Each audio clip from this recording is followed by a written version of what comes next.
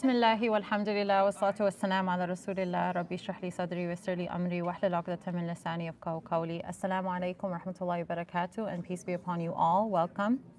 Thank you for bringing your heart today.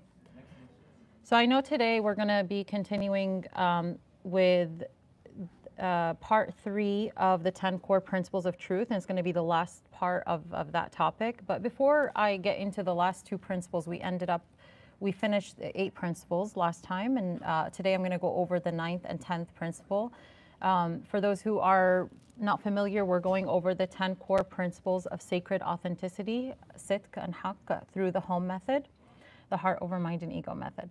So before I begin, I wanted to address something that I've been seeing a lot, especially these days, and it's just a reminder to myself and to all of you to beware of hopelessness getting into the heart. There's a lot going on, and there is a lot of chaos in our external world, and I'm seeing this increasing mindset of what's the point? Because we look at the world and we see such chaos, and we see a lot of things going on, and when we compare that to our own lives, as you go about your school day, as you go about work, as you go about, being there for your family or anything that you're doing, I think it can really get to a point where you're comparing, and you're like, well, compared to what's going on over there, what difference does it make me showing up in my family, for my family? What difference does it make me going to work, me succeeding academically even?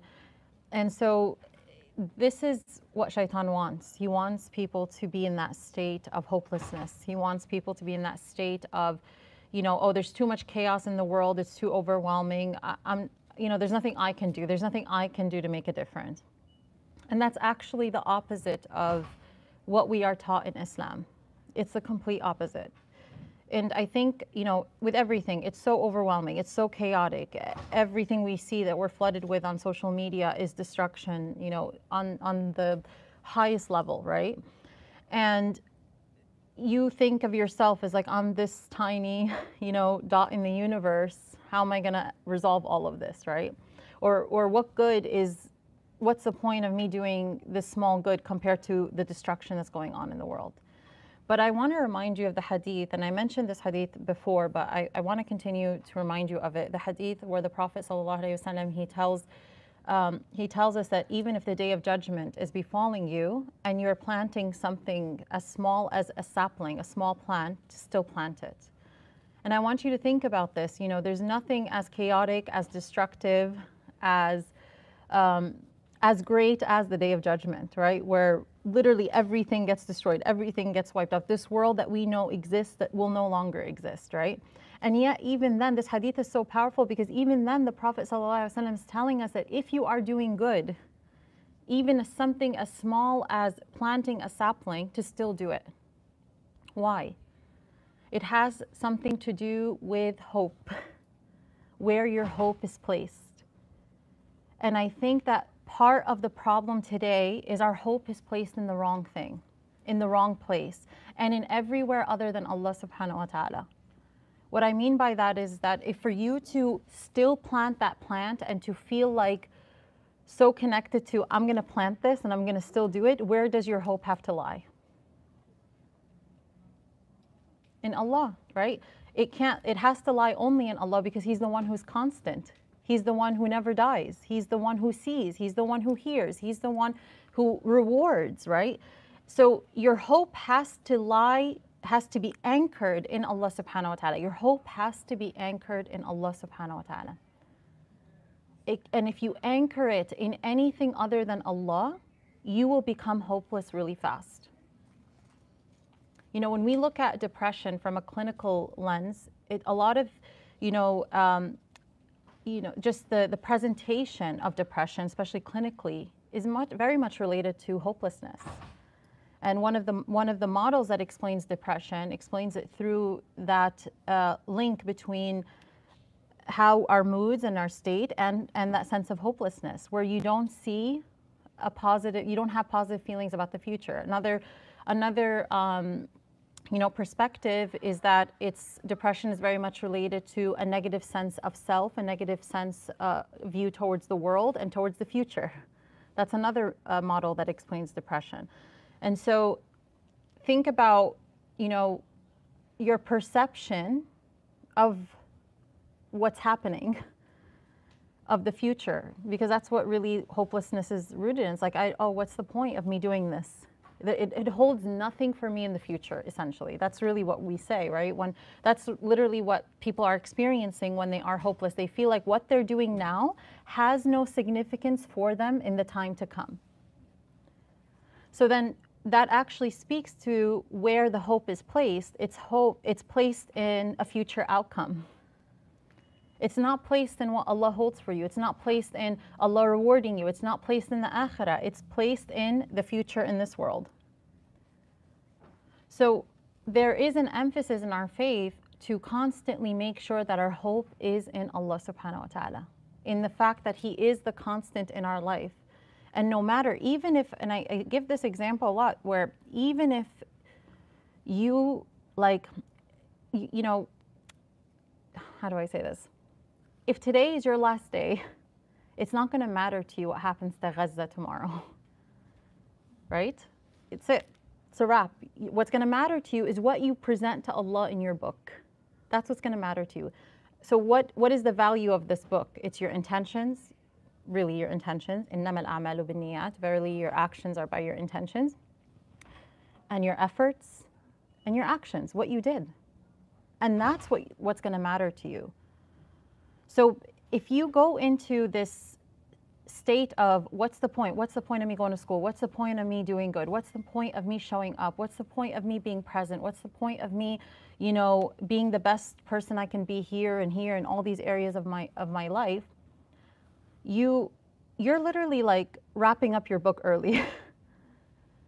And you're judging it by what's happening in the world, when Allah's actually giving you another breath, another day, another life, another time to show up and to maximize your potential, and you're saying, there's no point. And imagine Allah's looking at you, I give you another day. And here you are walking with that attitude of what's the point? I want you to imagine this, like what we say when we don't, not through words, but through our actions. When you don't show up, when you're not present, when you are on cruise control, when you're just going through the motions and you're thinking there's no point in really giving something your all, you're really saying that this day that Allah gave you has no meaning when it does. And I think there's a lot of power in that Allah does not hold you responsible for the outcomes of the world. He does not hold you responsible for what happens tomorrow to Gaza, in Gaza. He doesn't hold you responsible for what is beyond your capacity. But as long as He has given you a day, and as long as He has given you a breath, and as long as He has given you life, your attitude should be, how can I maximize it? How can I show up? How can I become more intentional? How can I be more connected to what I'm doing? Because this what's the point is growing.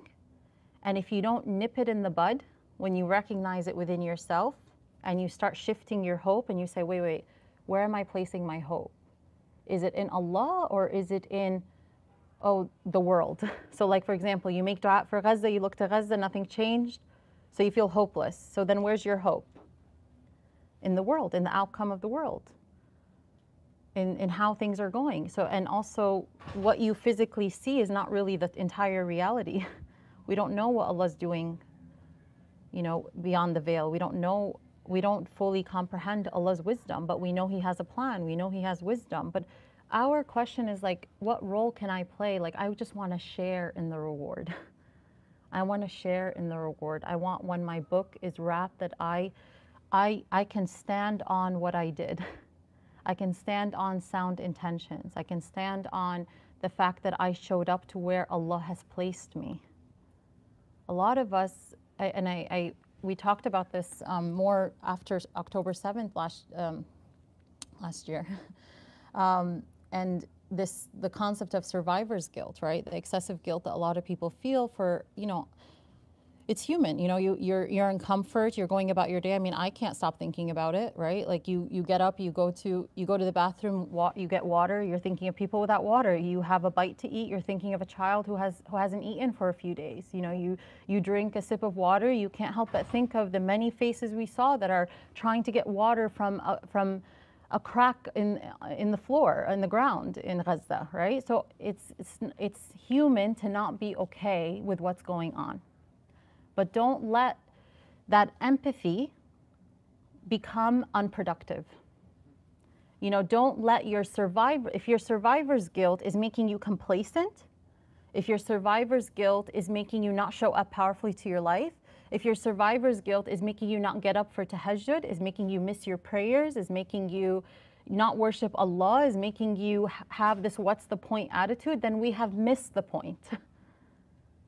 Really, and I'm going to say that again. If your feelings towards what's happening in the world is making you complacent and not show up powerfully, especially to your acts of worship and to your life, and you're starting to have that what's the point, then you have missed the point.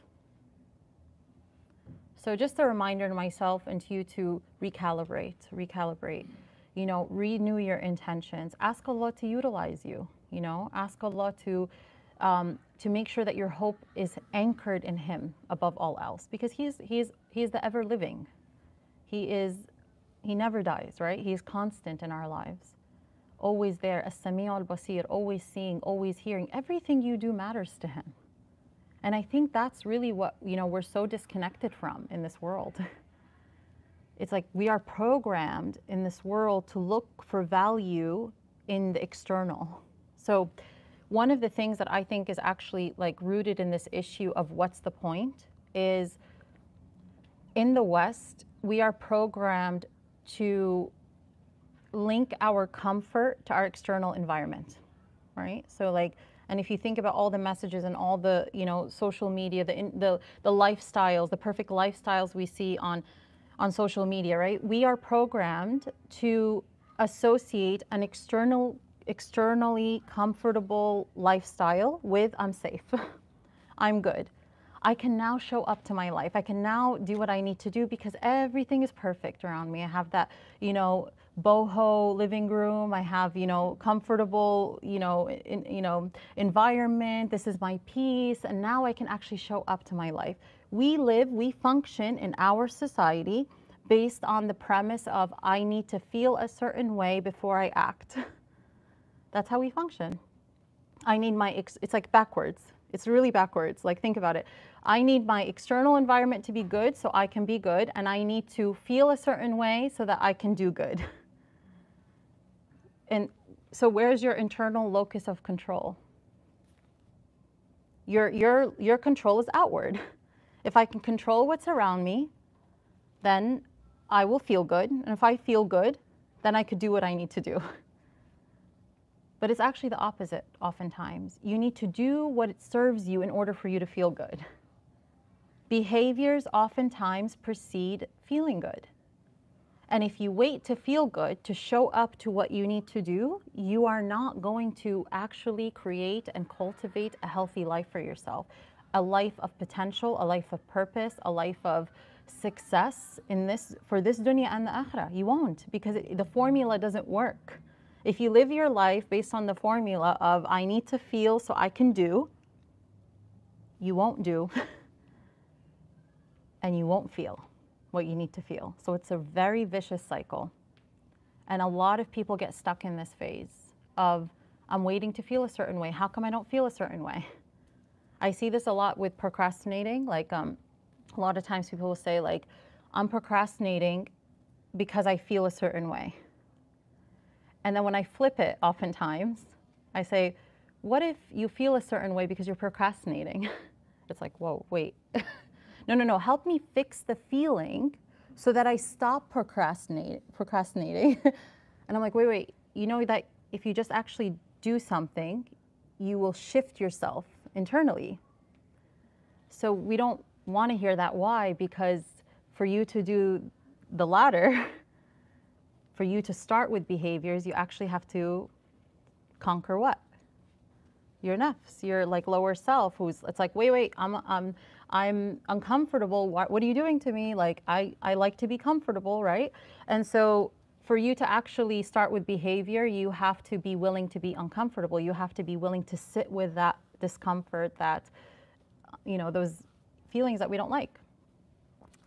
So, so yeah, and it's very much related to these last two principles that we're going to talk about today. But I just wanted to start off with that because when I see a common trend and a common thing that's happening, and I do recognize, and I myself, I mean, I'm overwhelmed by what's happening in the world, and it can get, pretty overwhelming, right? And that's why. But I also know that if I don't, as I'm absorbing what's happening in the world, if I don't check my own attitudes internally, my own perception, and where I'm anchored, it's going to exacerbate, or it's going to, it's going to not help me process what I'm witnessing in the best way. So whatever we absorb, we need Allah to help us process, and we need to make sure that we're still anchored in the right things. We need to make sure that we're anchored in truth, which now is a good segue to go into these last two principles. So the ninth principle of the 10 core principles of sacred authenticity is truth does not bend to our desire. I'm going to say that again. The ninth principle is truth does not bend to our desire. So this is really important for the times we live in, where the opposite message is being constantly promoted, which is what? No. We can bend truth to fit our desire. That's literally like the world we live in. We live in a time where people think truth actually should bend to their desire, essentially to their lower self or nafs. And many people actually attempt to change what is true to accommodate their desires. So we encounter truth and we feel like, no, this doesn't fit. This can't be true. Let me find a way around it so that I can feel good. So where's your center point? It's you feeling good. It's your nafs. And so we see this around us, today, where people are constantly even changing Allah's words or minimizing them to, fit their lower desire and their false understandings. Because it's uncomfortable to assess our own interpretations. It's easier to say, no, let me stick with this interpretation and let me fix what's external. Let me fix what I encounter so that I don't have to change. And a lot of people do that. People do this a lot in relationships. Their spouse tells them about something they need to fix, something that's harming the relationship. And instead of facing that, they'll say like, no, that's who I am. I can't change, right? That's who I am.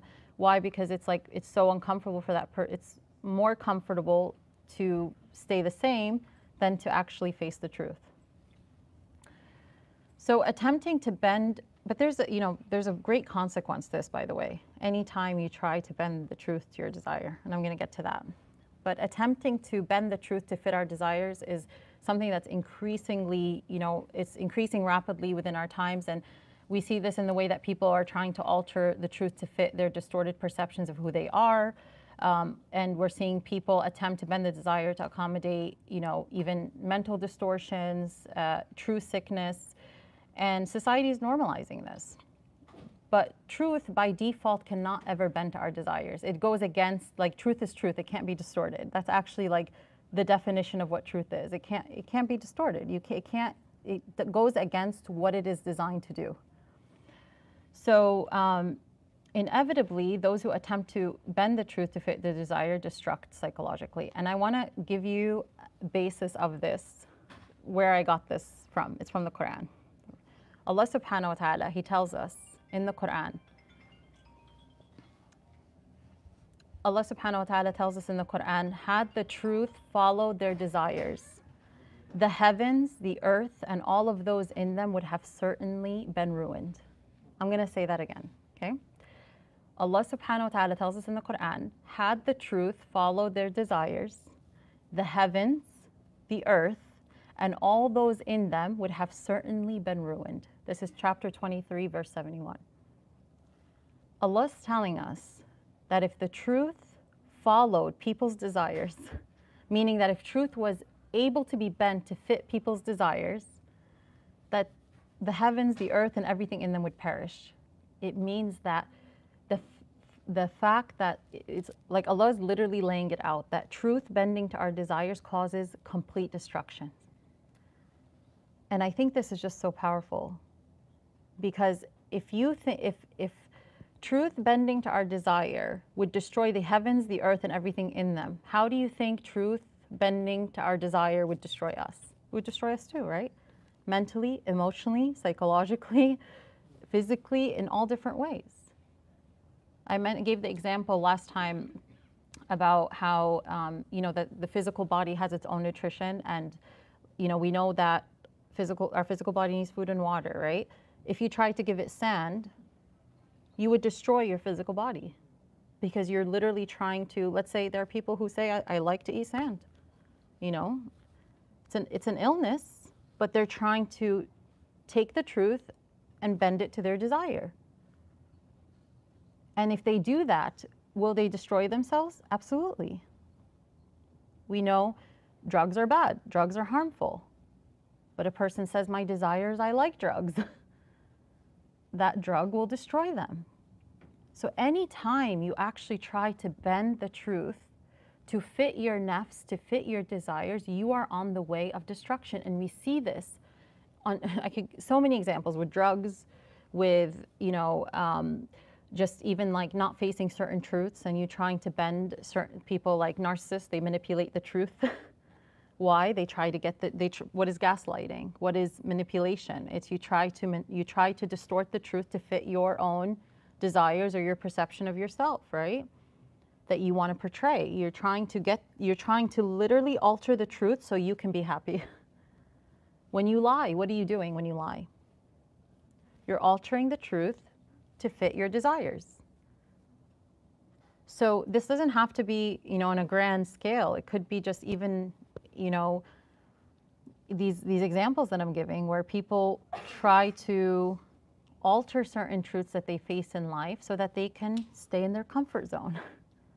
No, this can't be true. What is denial, essentially, right? It's like you're denying the truth so that you can stay comfortable. You're rejecting the truth so you can stay comfortable. It might not be necessarily altering it, but I'm just giving you an example so you see how the human being can have this tendency to do whatever they need to do to stay comfortable and to worship their desires. What does Allah subhanahu wa ta'ala tell us in the Quran? He gives us the example of those who take their desires as their Lord. So you can worship anything, and you can worship your desires. And when you worship your desires, you will try to get the truth to bend to your desire. So as you're reading this, you know, I want you to be aware of the great consequence of trying to manipulate the truth in your life, of trying to alter the truth in your life. And just even, you know, and even beyond that, rejecting the truth in certain aspects of your life. I know, it's not the same as altering, but there are many times where people reject the truth because they want to stay comfortable. But that comes with a cost. Anytime you reject the truth, anytime you deny the truth, anytime you manipulate the truth, you alter the truth, who suffers? You. So there is a great consequence to us not living authentically, not aligning ourselves with Allah subhanahu wa ta'ala, who is Al-Haqq himself, not anchoring ourselves in truth. But the more you anchor yourself in truth, the more you prioritize truth. The more you prioritize Allah, who is Al-Haqq, the more you actually cannot live in a way that is untruthful. You become so sensitive to anything that isn't truthful. And again, Allah starts to unveil your heart. You start to see truth as truth and falsehood as falsehood. And you recognize truth even if the whole world says it's false.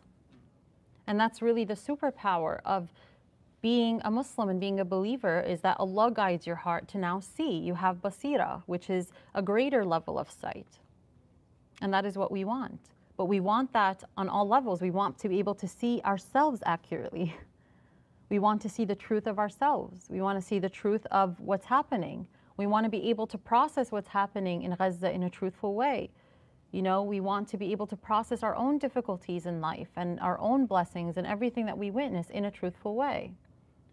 So you cannot live without truth. You cannot function without truth. You cannot grow in the absence of truth. You need truth constantly.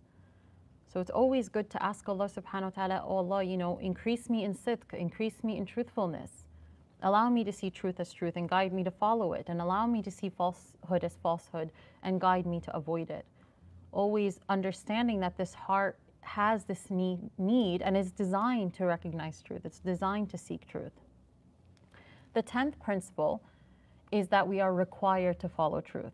So I just want to quickly go over just the journey of these core principles real quick before we get to this final one, because the final one is important. I know it's been 2 weeks since we last went over them. So first principle was what? Can anyone remember? God himself is the truth. Allah subhanahu wa ta'ala has named himself Al-Haqq. He is the source of truth.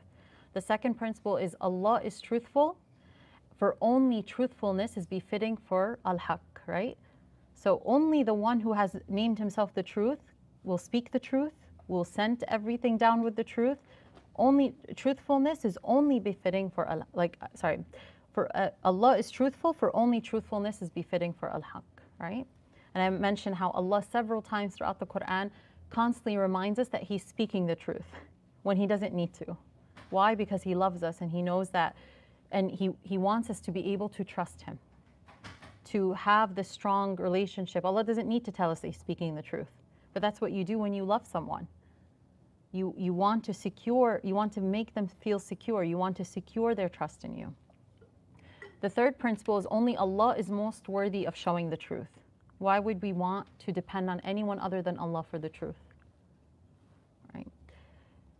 The fourth principle is everything Allah sent to humanity is truth. Okay.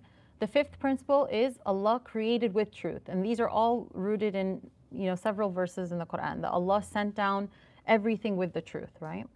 So Allah tells us in the Quran, he's the one who created the heavens and the earth in truth. On the day of judgment, he'll say, be, and there will be. His command is truth. Another verse, Allah created the heavens and the earth with truth. So truth is the root of everything that Islam came down with. The sixth principle is Allah sent truth to guide, and we talked about truth being the equivalence of guidance. The seventh principle is Allah only judges with the truth. The eighth principle is truth will be victorious over falsehood. This is my favorite one, where truth will come, falsehood will vanish. As long as truth exists, falsehood cannot exist. Meaning that, you know, just as long as you see a sliver of light, it's no longer completely dark, right? Once light comes, darkness vanishes. Once truth comes, falsehood vanishes. And again, you can find these in my book, The Compass Home, for those like who missed it and want to review them. The ninth, what did I say? The eighth principle, right? The ninth principle that we just went over is truth does not bend to our desires.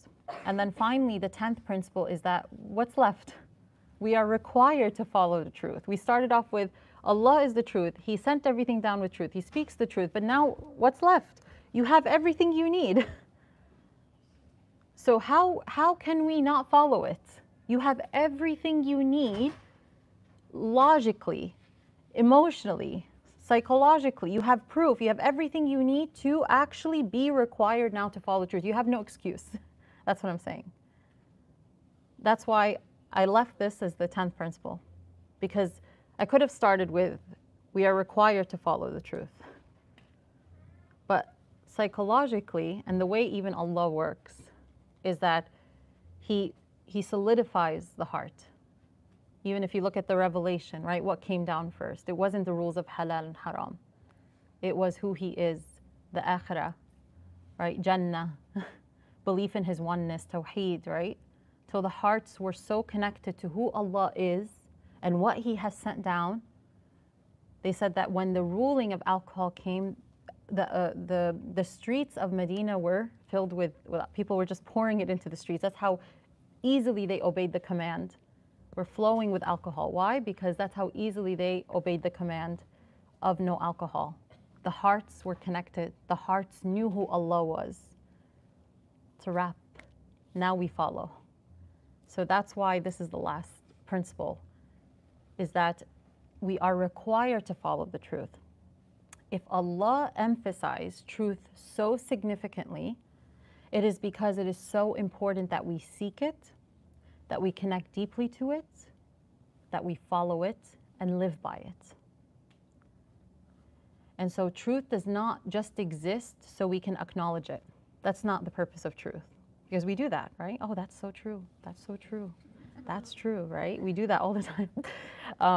So truth does not just exist so we can acknowledge it. And this is where the heart over mind and ego experience plays in, is that sometimes we're just satisfied having information. But the heart says, wait, no, do I live by it? So heart over mind. Not that the mind is not powerful. I always say that. The mind is very powerful. But you've gathered that information. But now the heart is like, wait, do we live by it? Is it just a claim on our tongue? Is it just something we have? Or is it something we know? Is it just information stored? Or is it something that I deeply know, right? So truth does not just exist so we can acknowledge it. But so that it is a lived reality that beautifies our inner and outer worlds. Allah subhanahu wa ta'ala tells us in the Quran, Surah Al-Asr, by the passage of time, or by the time, surely humanity is in grave loss, except those who have faith, do good, and urge each other to the truth. Urge each other to the truth. And urge each other to perseverance. You know, we read the surah a lot, but we often miss, I mean, it's such a simple surah, but Allah here is telling you, like, everyone is in loss in humanity except those who do good and urge each other to the truth and essentially preserve the truth and urge each other to perseverance. And then Allah subhanahu wa ta'ala also says, there are some among the people of Musa who guide with the truth and establish justice accordingly. So an example of, you know, of a people who emphasize the truth throughout the Quran. There's so many verses of Allah subhanahu wa ta'ala telling us to hold on to truth, to follow the truth, to follow the guidance that was sent down. So these 10 principles are the foundation of sacred authenticity, Sidq and Haqq, and living truthfully. Without understanding these core principles, we won't prioritize aligning ourselves with the truths that God taught us.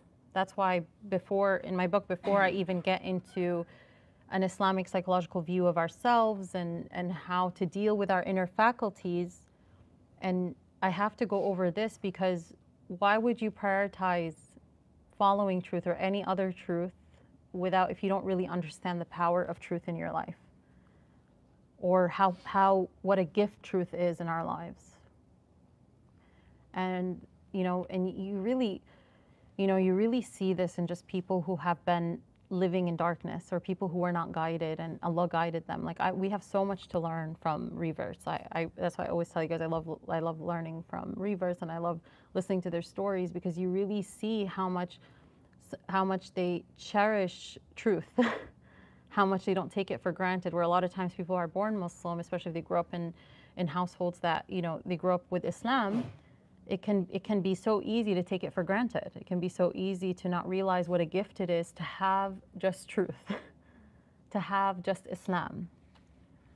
And so when you value truth, you just become so much more attuned to it. And you realize, like, I don't want anything else. I know what it feels like to not have it. It's the same thing with like anything, when people, for example, start working on themselves and then they'll say, oh, I can't believe I've been living any other way, and I can't believe now that I connected to this truth. They become just so grateful because they know the opposite. They know what it's like to live without it.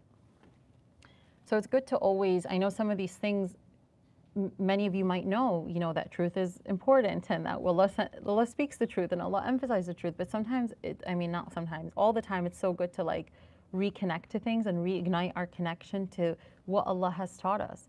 In our world today, I think that, and this is not to minimize knowledge. I think it's important to seek knowledge. But I think oftentimes we minimize or take for granted the guidance that Allah has given us, which is the Quran and the Sunnah, right? And I think we try to find ways around going to it directly. But when you go to it directly and you really root yourself in what Allah has said over and over and over again, you just can't get enough of it. And you realize every time you connect with it, Allah unveils you a little bit further and a little bit further. And you realize it's your lifeline. So a lot of times, I don't know if I ever gave this example, but one of my teachers years ago, I remember I went to him and I said, can you give me a book on the akhirah? And I remember, did I give this example? I think I did, but it's okay. Every time we listen to something, again, we connect to it on a different level. I really believe that. Sometimes my teacher will tell us things and he'll be like, wait, did I already say this? And we're like, no, just say it to us again, because every time, subhanAllah, you might hear something and then you hear it again a different time. You're like, oh wow, I didn't look at it this way. But I remember one time I was really trying to connect to the akhirah, and I went to one of my teachers at the time and I said, can you give me a book about the akhirah? And he just looked at me and he gave me one sentence. He said, go to the Quran. Just like that. And I said, oh, yes, I will. But do you have like another book, scholarly book? I love to read Imam al-Ghazali, and but I wanted to see if he knew a specific. And Imam al-Ghazali does have a volume on the akhirah, but I was looking for something else, and so second time he doesn't say anything. He just says, go to the Quran, just like that. And I'm like, okay. And then I pause because I'm like, I think that's what I'm going to get today, right? And I'm like, I'm trying to reflect on it too actively, because I'm like, he has to be doing this for a reason, because, I'm wondering like why he's, because he's a scholar and he values knowledge, and he's not minimizing me seeking knowledge. So I kind of understood that he was going somewhere with this. So I paused and I didn't ask again. And I was trying to like take it in, and then he saw me and he said, stop trying to take people with you. Go to Allah alone. And just like that. I'm telling you, he didn't add anything else. He just said, stop trying to take people with you. Go to Allah alone. And that hit me so differently, especially for me at that time, because in so many things, in my life. And I remember thinking, wow, he didn't just answer one question for me. But I think it really speaks to how even when we are going to Allah, we think that going to Him directly is not enough. We think going to the Quran directly is not enough. I need to watch a YouTube video. I need to, right? Like, let me go listen to this lecture first before I go to the Quran. Or maybe like I can read a book, maybe there's a lecture, maybe I can go talk to somebody, like we do have a hesitance to, and it's from shaitan. I really believe that. Shaitan wants to minimize, or not minimize, he wants to make it heavy for us to go to Allah alone, because that's where he knows all the treasure lies. So he wants you to keep looking. Oh, maybe I'll just wait. I'll go here, I'll go here, I'll go here, I'll go here. And then time passes and you realize, wow, I haven't actually directly connected to the Quran. And I'm telling you, when I say that he only said one sentence to me, that was literally what he said. And once he said it, I went to him. And this happened actually a few times in my life, where there are things that I was actively searching for, questions, things that I wanted to understand. And when Allah revealed the answer, it came in the form of one sentence, and I didn't need to ask anything further.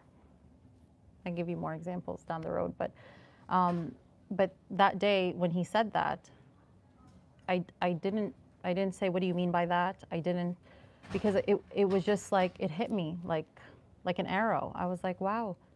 And I reflected on that, and it stays with me whenever it feels heavy. And we look for all the ways to distract us except going to Allah directly. That's when we know I have to go to Allah directly. I have to establish a direct relationship with Allah's words. And at the H.O.M.E Institute, when I work with students in the God in Me program, one of the exercises I have them do is connect to verses directly. And I can't begin to tell you how, because like that experience has shaped the way I teach as well, and comes up in my work a lot, where people were like, if it wasn't for this like exercise, I haven't gone to the Quran directly like this in a while. you know. And it's amazing, right? It's there, it's available to us. And once you start, you're like, how was I depriving myself of Allah's words and all the meanings and all the beauties of it that it holds for me? So,